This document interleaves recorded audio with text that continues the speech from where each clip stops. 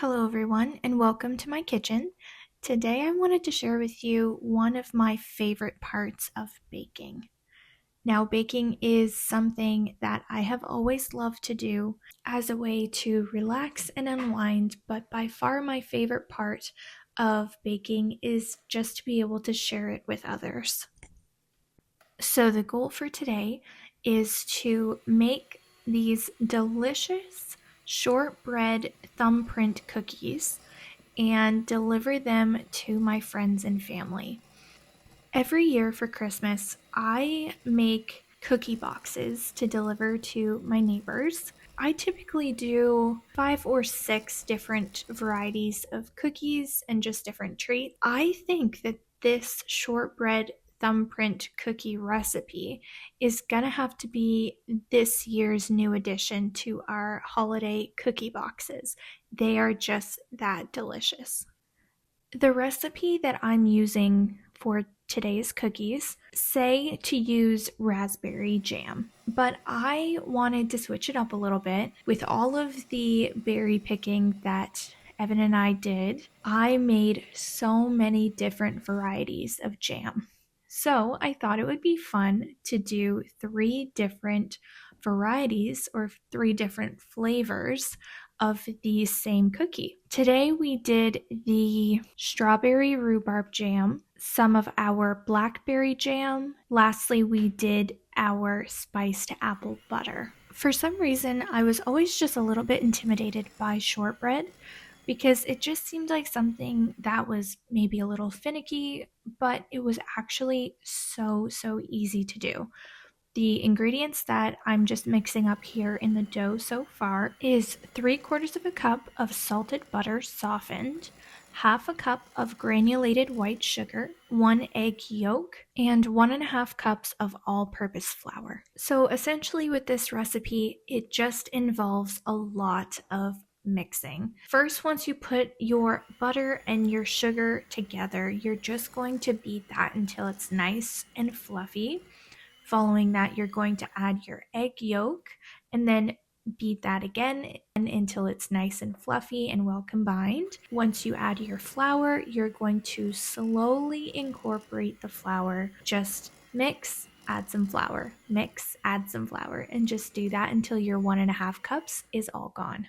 And there you have it. Your base dough recipe is all ready.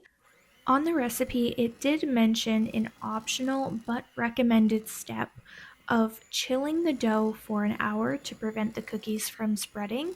I didn't do that, and I didn't find that the cookies spread too much, if any at all. So I would definitely consider that an optional step. But if you want to play it safe, then go ahead and chill your dough for 1 hour in the fridge. This time in the evening is definitely one of my favorite times to be in the kitchen. I'm not sure if you can see in the background there the evening sun coming in through our kitchen windows, but it is just the coziest thing. After I'm done work, the kitchen is clean. I just love to go into the kitchen and spend as much time as possible, either making a nice warm home cooked meal for when my husband gets home or baking up something sweet. As you might be able to notice here, I'm doing the 1 scoop and then breaking it into 2. Then I noticed that that's still relatively large for a cookie, so then I broke the halves into half again. So one of my scoops was actually 4 cookies worth of dough. Now that I've tried this cookie base recipe, I'm brainstorming a little bit to see if I can figure out some other Christmas cookies that I could add to my Christmas cookie boxes for my neighbors that have the same shortbread base, but a different version of the cookie. If you have any ideas, feel free to leave a comment. I would love to know about them and love to try them out. On the topic of my Christmas cookie boxes, I have an idea to share each cookie recipe that is going to be going into the cookie boxes. So if you're interested in seeing a video like that, just keep an eye out come December. Now I'm just going ahead and spreading the cookies or making the thumbprint. I actually chose to use a 1 teaspoon measuring spoon to make the thumbprint because I thought it would be a lot easier and definitely make them a lot more uniform to use the 1 teaspoon. So I just went ahead and pressed my measuring spoon into the dough and made a little divot into the dough. After all of my cookies had their thumbprints in them, I went ahead and used my 1/2 teaspoon measuring spoon and scooped a little bit of jam into each one of the cookies. As you're filling the holes of the cookies with jam, just be sure to not overfill them because as they're baking, the jam will then bubble over and burn if you have overfilled them. Now I know I am breaking out another pie crust. If you have seen any of my previous videos, it has been very pie oriented, but I promise this is my last of the 6 pie crusts, so we are going to get a little bit of a pie break for a while.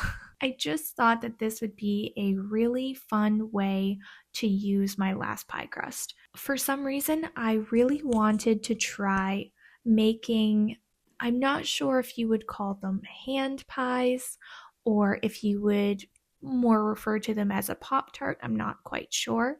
But it was super easy. I definitely wasn't using a recipe here. I just went ahead and rolled out my dough as uniformly as possible and then just took a little knife and cut it into 6 relatively even pieces. I think this is definitely going to be a rustic recipe. Nothing is exact. So we're going for rustic, cozy, homey. I just went ahead and used some of the jam that we were also using in our thumbprint cookies, just added that as the filling for our hand pie Pop-Tarts. The way that I prefer to work in my kitchen is getting as many tasks done at the same time as I can while still having good quality things. So I went ahead and put in our thumbprint cookies into a 350-degree Fahrenheit oven for 12 minutes. And as those were baking away in the oven, then I went ahead and started our hand pies. As you can see here, I just added a thin layer of our strawberry rhubarb jam onto one side of the pie crust, then taking the top of the pie crust and adding that on top of the jam. This was just an easy and fun way to use up the last of the jam and to use up the last of our pie crust and make ourselves a little dessert for this evening. Now you can just see me going around the edge and pinching the 2 pieces of pie crust together with a fork just to seal the edges. Because I love baking so much and love also sharing it with other people, I went ahead and purchased cookie boxes from Amazon. I thought it would be the perfect way to deliver some different treats that I make. I think this recipe made probably 3 dozen thumbprint cookies, and we don't need that many cookies in our house, so we are more than happy to share with others. These cookie boxes made the perfect addition. I just went ahead and added a little napkin on the bottom and placed 9 different cookies, 3 cookies of each different flavor that we made, and I will go ahead and deliver them to our friends and family to enjoy. Now I'm just going ahead and putting our hand pies on our pan and popping those in the oven at 400 degrees Fahrenheit for 15 minutes or until they are nice and golden brown. And as you may have noticed just from the look on my face, our hand pies sort of exploded a little bit. I don't know if exploded is the right word. Maybe leaked is the right word. So unfortunately, my seal on the hand pies wasn't as good as I thought it was, and some of the jam kind of got out of the pie. But don't worry, First of all, we weren't using a recipe, so this was expected, honestly, but they were still very, very delicious. And thank goodness, not all of the jam leaked out of the pies. So I say that's a win win.